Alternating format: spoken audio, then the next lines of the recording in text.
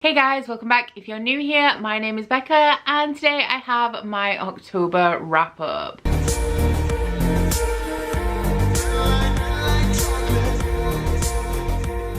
So in the month of October, I did not necessarily read as much as I would have liked to. You guys, I've mentioned it like loads of times, but I started to slow down a bit in the month of October. I'm only, I think, 5 or 6 books away from my Goodreads goal, which is 108 books. And to be honest, I don't really want to go over it by all that much. So while I already have like a massive head start on it, essentially, I have started to slow down a bit as we get into the busy festive period of the year. And I'm just taking things a little bit easier and not prioritizing reading as much. That being said, I still managed to read 8 books, so it's not like there was a drastic difference in the amount that I read. And actually just taking that mental step to not prioritize reading so much has made me feel a whole lot better and a whole lot more creative and also just generally more excited to read, which is great. But before we get into the books that I read in October, let's do my October stats. So in the month of October, I read 8 books, which added up to a total of 3,296 pages and broke down to an average of 110 pages per day. So in terms of reading months overall, I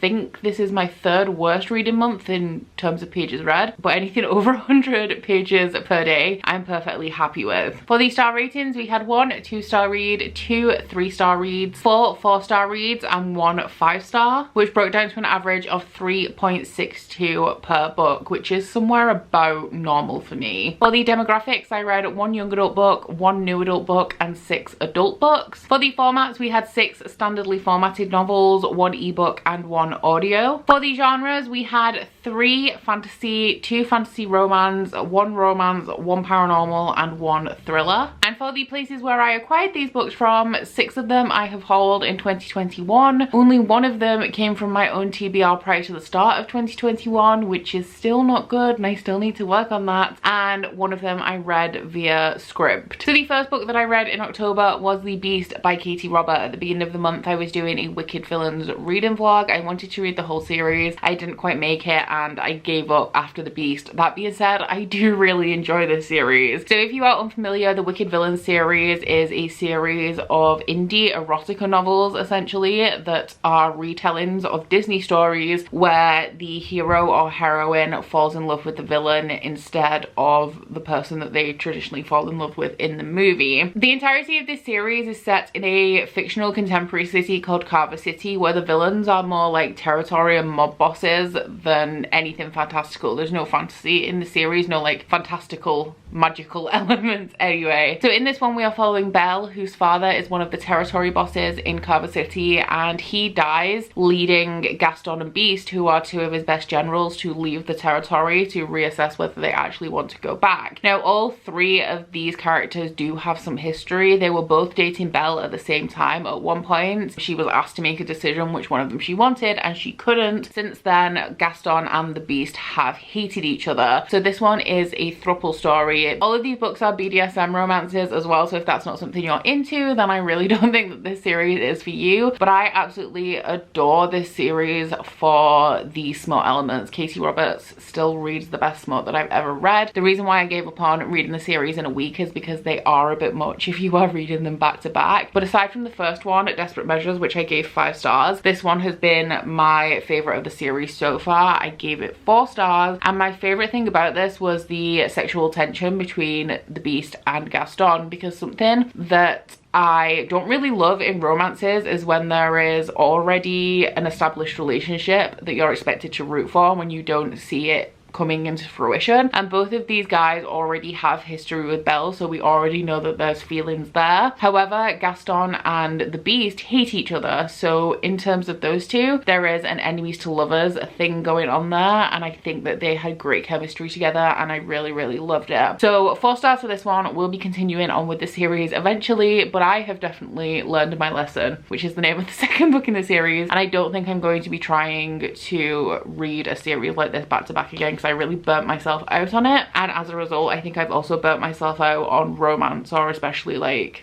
smutty romance for the rest of the year now. Even though I did just say I burnt myself out on romance, the next book I read was The XX by Erin Sterling, which actually turned out to be my only 5-star read of the month. That being said, the reason why this got 5 stars is not necessarily because it's a new favourite. I just think that it did everything as it intended to, and I think it was spot on with what it delivered. So this one is an adult contemporary romance. It is a light-hearted, fun rom-com style romance, and in here we are following a witch called Vivi in her late 20s. 9 years prior to the start of this story, Vivi had a summer fling with a guy called Reese, who is one of the founders or part of the founding family of the spooky town that she lives in. The relationship ended terribly when he had to go back to Wales and fulfill some family obligations, and so when she was drunk one night with her cousin, she cursed him with a Bath and Body Works candle. Now she thinks absolutely nothing of this, even though they are witches, and within the context of this book, being a witch is something that's quite normal. They really didn't consider that to be real magic. However, when Reese comes back to the town 9 years later to recharge the ley lines as part of his like founding family duties, everything starts to go horribly wrong, and Vivi finds out that maybe her curse worked a little bit better than she intended. So I would definitely recommend this for fans of things like Sabrina the Teenage Witch. It has those perfect light-hearted fun witchy vibes. The magic in here is nothing too deep, and this is essentially just like a rom-com story on the background of the slightly magical story. In terms of the romance, I think that the two main characters, the romantically involved characters, had really great chemistry and sexual tension, and also the banter in here was on point. The love interest Reese is actually Welsh in the story, and while I cannot speak for representation of Welsh specifically, in terms of him being a British main character, I would say that his dialogue and the way that he was portrayed by the author was very well done and very believable, which is always something I'm cautious about when I'm reading British characters written by American authors. And overall, this literally just delivered everything that it said it was going to. We had a stellar romance. It was funny. It had these witchy vibes, which just added a little bit of magic to the story, and I'm a big fan. But it's not a new favorite or anything. It didn't change my life, but it was very entertaining and enjoyable in the moment. The next book I read was the fantasy classic The Fellowship of the Ring by J.R.R. Tolkien, and I actually just generally don't have too much to say about this. This one is it an adult fantasy? Were things even classified like that back in the day? It's a classic fantasy story. Essentially, we're following this guy called Frodo, who is a hobbit, and he inherits the One Ring to rule them all from his uncle Bilbo. And when he finds out what it is and how powerful it is, he decides that he is going to take it to Mordor, essentially, I think, to be destroyed. And along the way, he picks up a group of people from the places that he visits, who then become the Fellowship of the Ring and will escort him on his journey to see the ring return to Mordor. So I gave this one 3 stars, and it's not because I don't think that it's good or anything like that. I actually really do think that this is good, and it does hold up well considering it was published quite a while ago. I don't think that it was particularly difficult to understand or anything like you get with some classics. I did listen to the audio of this as well, which 5 out of 5 stars for the Andy Serkis audio narration of this. And I do know who Andy Serkis is now. Some of you guys told me all of the things that he's been in, which is Lord of the Rings, he's Gollum, he's also in Star Wars, and he's also in the Marvel movies, and none of those franchises are ones that I like. The one that I like the most is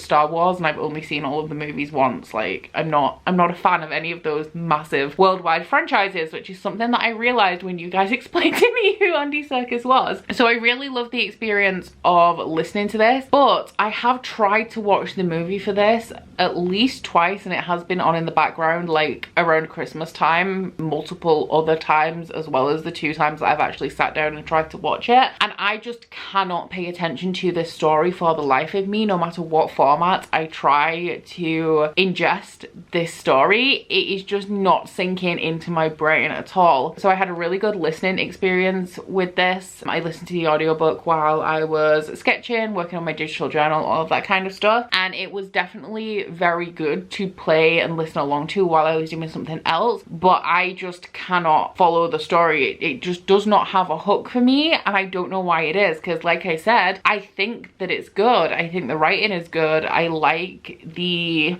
narration style. We all know that J.R.R. Tolkien is known for being overly descriptive in terms of he has the entire world laid out, even if he's not going to be using it in the story. So there will be like random references to, like, for example, areas of the world that are not necessarily relevant to the story. I think that part of my struggle may be because of all of these things that are present in the world that aren't relevant to the story. I'm paying attention, looking for relevance when there isn't necessarily any. But overall, I don't know what it is and why I just can't get into this story in any format. I am going to be continuing the rest of the series. I was told that if I didn't like the first book, then I shouldn't bother reading the rest. But I have also heard that it gets better in the second and third book, and if nothing else, has provided a very enjoyable listening experience. So I am going to continue in audiobook. I'm not going to be reviewing these critically, obviously, or taking them too seriously when I'm reading them, but they are really enjoyable to listen to, so I am going to be continuing. And I did also participate in Gothtober throughout the month of October, and I used this one to fulfill the found family prompt. I then read The Atlas 6 by Olivia Blake, and this one is an adult magical dark academia story, I guess. In this one, we are following 6 young individuals who are incredibly magically gifted. They are among the best magicians in the world, and they are approached by Atlas Blakely, who is the caretaker of the Alexandrian Society, and are offered the opportunity to spend a year training. There's no trials or competitions or anything in here, but they spend a year being initiated essentially into the Alexandrian Society, but there are only 5 spots available, so by the end of the year one of them is not going to make it through to actually join the society. So for October, I used this one to fulfill the mythology prompt, and I really enjoyed this one. I gave it 4 stars. Something that really stood out to me that I really enjoyed was Olivia Blake's writing style, and I think that the pretension and convolution associated with dark academia really came through in this book through that writing style, which I thoroughly enjoyed. All of the characters in this book are unreliable narrators because they all know going into this 1-year period that only 5 of them are actually going to make it through to the society, so they are all deeply distrustful of each other, and that definitely made an interesting reading experience for me, because when you are reading through the perspective of a character who doesn't trust anybody else, the characters that they interact with are portrayed very differently than they are portrayed when you read from that other character's perspective. Because this story takes place over 1 year and there's so many characters and perspectives that you're skipping through, you will only get certain periods of time through the lens of whichever character you're reading from. So you will see a different character interact with the character whose perspective you're reading from, and they may seem a little bit suspicious, but then you'll read from that character's perspective for a different period of time, and they're not doing anything suspicious, but they're also not recovering that interaction that they've just had, so you don't really know what their intentions are. So I felt like I spent this entire book not trusting any of the characters, so this had me particularly on edge, and there were scenes in here that I felt were like a little bit creepy. I thought that somebody was gonna like jump out of the shadows and murder characters. There were plot twists in here that I just didn't predict as well, which I really loved. I love being taken by surprise when I'm reading, and I actually think, even though I gave this 4 stars, the star deduction was kind of based on the pacing of this, and also the fact that I spent so much time trying to figure out what the actual plot was going to be, aside from that overarching thing that we already know, trying to work out which characters were the ones that I actually should be suspicious of, that I didn't necessarily pick up on the clues to the actual plot twist. And I think that now that I know what happens at the end,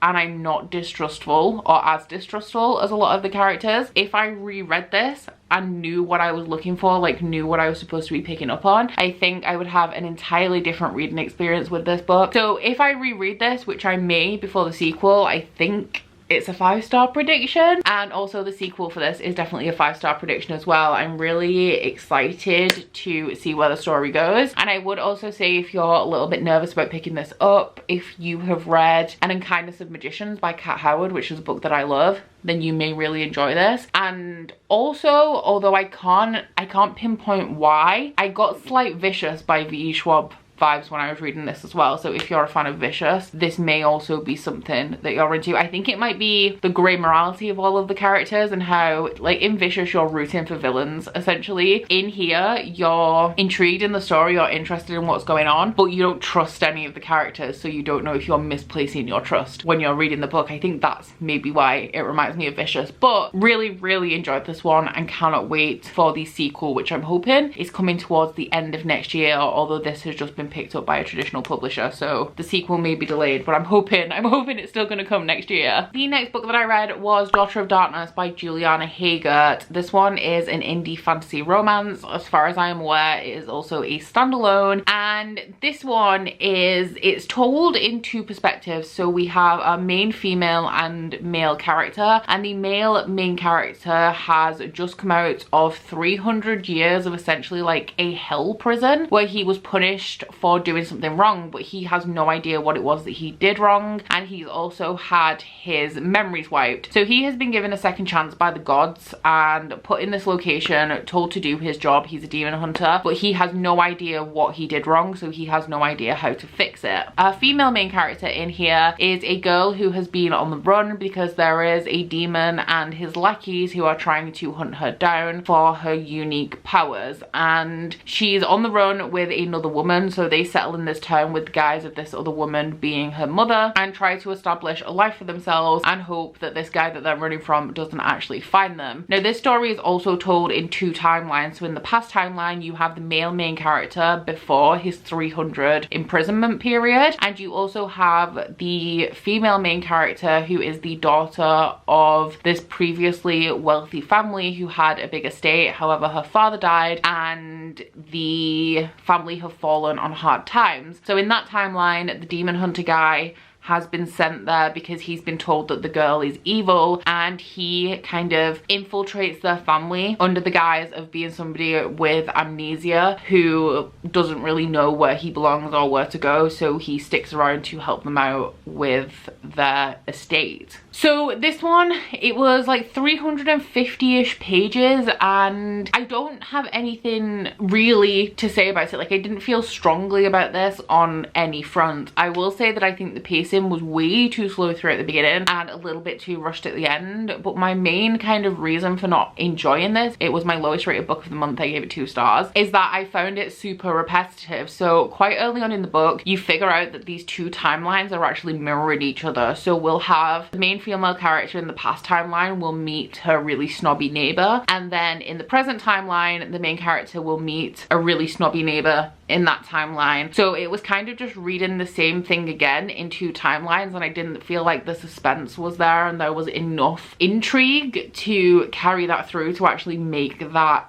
compelling. When we came to the point where the timelines converge and kind of like everything is revealed, I found that moment to be super cringy and eye-rolly, and I didn't enjoy it too much. So yeah, those are the things that I didn't like about it. I don't really have anything else to say. Like, the writing in it was okay, it was fine, it was a reasonably quick read, so it didn't take me too much time to get through, but it didn't really make an impression on me either. And then I did use this to fulfill a Gothtober prompt. I used it for the prompt to read a book with omens. I then read The Murder of Graham Catton by Katie Lowe, which is an adult thriller. I have previously loved The Furies, which was Katie Lowe's debut novel, which is why I picked this one up, even though it is a very different story. And in this one we are following a woman whose husband was murdered. I think it's about 10 years prior to the start of this book, and the case was closed, somebody was convicted, and the main character and her daughter have moved on with their life, re-established themselves in a different town, and she has a new partner. So everything's going well for the main character up until a very popular true crime podcast called Conviction decides to look into the case of the woman's murdered husband, and the angle that their podcast goes with is that they often don't believe that the person who was convicted for the crime is the one who actually did it. So they start to take a particular interest in the main character as a suspect in her own husband's murder. Now, I did really enjoy reading this one, would not recommend the audio for this. I read the first about quarter of it via audio and I felt like I wasn't enjoying the book too much,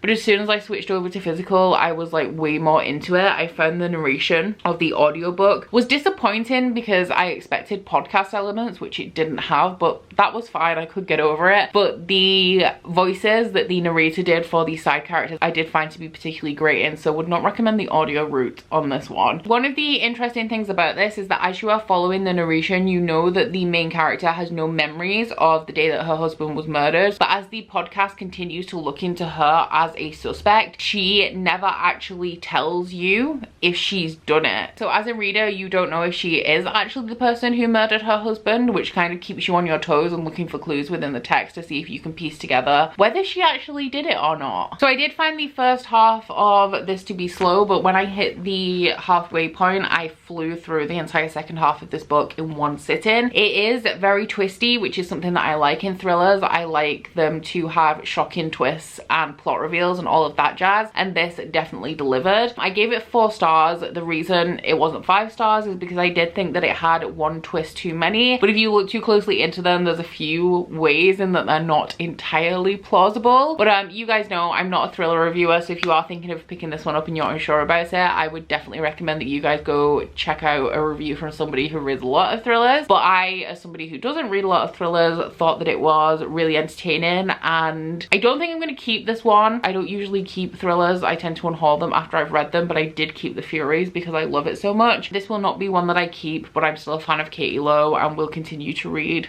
all of the books that she publishes in the future. For October, I use this one for the murder prompt. And your content warnings on this one as well, I would always recommend you try and find a full list of triggers for thriller and horror, but the main ones that I picked up on in here is domestic abuse and also suicide and suicidal thoughts, because the main character is a mental health professional. It deals with a lot of things like PTSD, dissociative episodes, eating disorders, suicidal thoughts, and all of that kind of stuff. So if you're sensitive to any of that, definitely look up a full comprehensive list of triggers for this one. The penultimate book that I read in October was the one that I thought was going to be a 5-star, and it wasn't. That was Empire of the Vampire by J. Kristoff, my most anticipated release of 2021. When I read this, I gave it 4.5 stars, and upon reflection, I've lowered this to a 4-star book for me, but I still thoroughly enjoyed it. So this one is J. Kristoff's most recent adult fantasy release. It is a grimdark fantasy story, and in here we are following a guy called Gabriel de Leon, who is the last Silver Saint. And the Silver Saints are a religious order of vampire slayers. So throughout this book, we are following Gabriel as he is telling his life story, and we start off in the most present timeline where he has been captured for the murder of the Forever King, who is the Vampire King,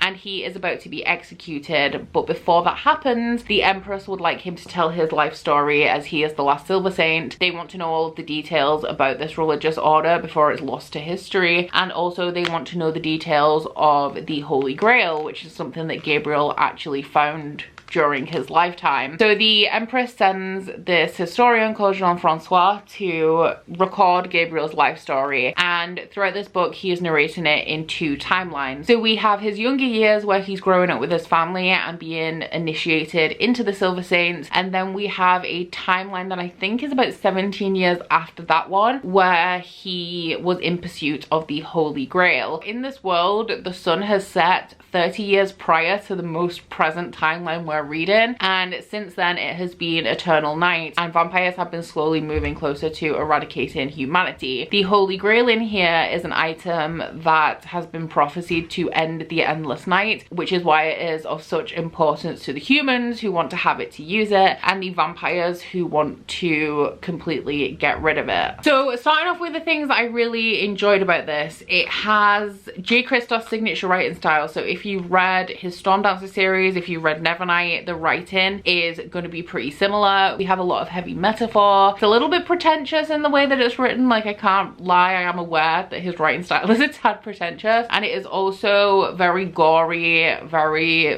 bloody. We have blood smut in here and a whole ton of swear words. So I really enjoyed the writing style. Like, I've enjoyed all of the J. Kristoff books I've read, so it's no surprise that I enjoy his writing style. I also really loved the character of Gabriel. It took a while for me to warm up to him. him, but something that's very interesting here and I really like is that we're following him at 2 different points in his life. So in his early years, he is committed to this cause of the Silver Saints. He's full of faith, he's full of hope, a little bit naive. And then in the later timeline, he is a very different man. He's a lot more bitter. He's lost all of his faith. He's just a very different person with a very different outlook on the world. I also loved the elements of found family in here. I found that this had a very slow start overall, especially as we're splitting it between 2 timelines. It takes you a while to get into the plots of both timelines, how they connect together, and also the characters that are present in both timelines. But I will say, without any context of who they are, that my favorite characters in this book are Aaron and Dior. I do think generally as well, found family is something that J. Kristoff does particularly well, and it's something that I've enjoyed in other books that he's read. So once again, not surprised that I enjoyed it in this one. The atmosphere in here is definitely my favorite thing about it. I found the atmosphere to be unparalleled. As soon as I started this book, and it's a chunky one, like, I was immediately immersed, and I did not stop being immersed in the story till the very last page, despite it having quite a slow pacing and you having to, essentially you're reading 2 stories side by side, so everything, like the slow pacing is doubled because you have 2 starts to the story, 2 builds and 2 climaxes right at the end. But I did not think, like, this did not drag for me in any particular point. It has a very like desaturated kind of tone to it, very grim, overshadowed. Obviously there's like no daylight in here, and I definitely think that the atmosphere and the construction of the world was a plus. Now, the things that I didn't like about this, the Silver Saints are obviously a religious order, and I had no problem reading about fantasy religions in books. However, it was very clear to me this has like a vaguely ambiguously medieval French setting. There is some French in here as well, so it's not all that ambiguous really, but it's based on like medieval France, and the religion, the Order of the Silver Saints, is very clearly modeled off Christianity. Now, I hate, like, my pet peeve in books is the glorification of real world religion, because I think that religion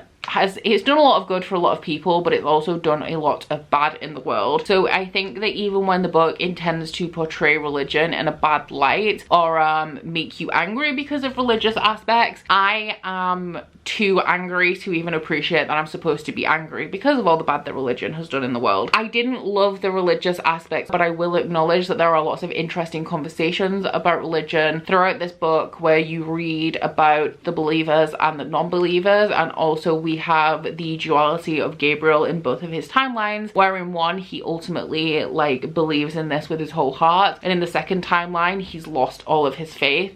And I found that to be particularly interesting, and I will say that the religious element stopped annoying me so much at around the 400-500 page mark, to the point where I could move on without being constantly angry that it was so closely modeled off Christianity. The other thing that kind of knocked a star off this for me is that it can be seen as a positive and a negative. So I heard that this book was wild and full of plot twists and really shocking, and I personally did not think that this did anything that J. Kristoff hasn't done before. So this can be seen positively, as it's a solid novel from him, and I do stand by it being a solid Kristoff novel. But as a reader, I just wasn't shocked or surprised, and there are shocking and surprising things in here, but if you've read from Kristoff before, I feel like it's all kind of stuff that you would expect him to do anyway, so I kind of took it all in my stride. In terms of plot twists, there was one that I predicted, which I felt like was quite a big one, but there was one that took me by surprise, and I'm especially interested to see how that one is going to unfold in the sequel to this. So overall, really enjoyed it. 4 stars. I think it's worth the read if you're interested in it, but if you have read from Kristoff before, don't expect it to blow your socks off, because while it is very good, it didn't deliver anything that I didn't already expect from him, which, like I said, can be a positive. It left me, I feel like it disappointed me on that.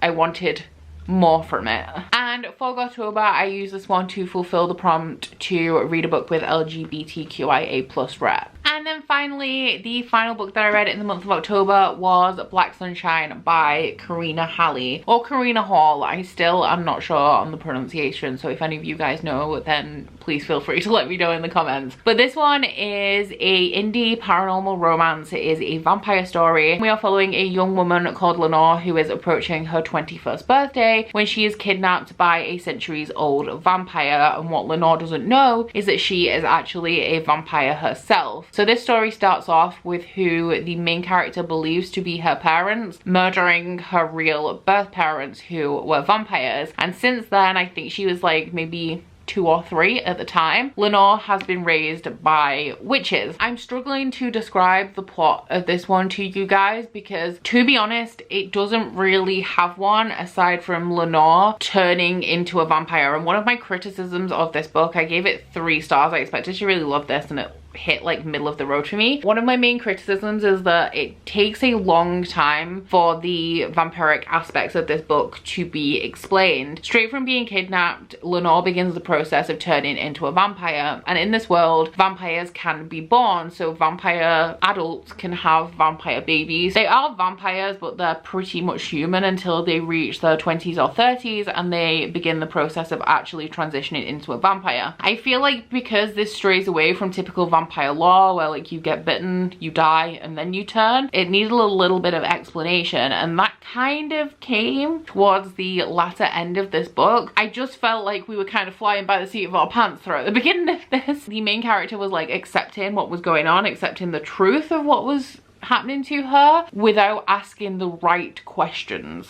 I feel. Main thing that I didn't like about this was the writing. It was very, this happened, then this happened, and then this happened. It has one of my big pet peeves for Crown of Gilded Bones in it, which is that the majority of the world building is told in dialogue, and the side characters in here are very two-dimensional, where the only purpose they really serve in the story is to tell the main character what's going on. So her parents that she thought were her real parents and turned out not to be, throughout the majority of this book, the only purpose is for Lenore to go run into them, ask them a question about her past, and they will just kind of feed her the information. It doesn't really have a plot. It has the inklings of a wider plot that is going to unfold in the sequel. I think this is just a duology. It could be longer, I'm not sure. But it has a few inklings of what's going to happen, especially when we get to the climax of this, which happens right at the end. It's real short and kind of comes out of nowhere. But in terms of like a cohesive plot throughout this book, it doesn't really have one. I also struggled to feel the chemistry between the 2 main characters, and I feel like that is because it had that writing style of this happened and this happened. So I was just kind of being told what happened. I didn't feel anything. I don't feel like this book had a whole ton of atmosphere. It is a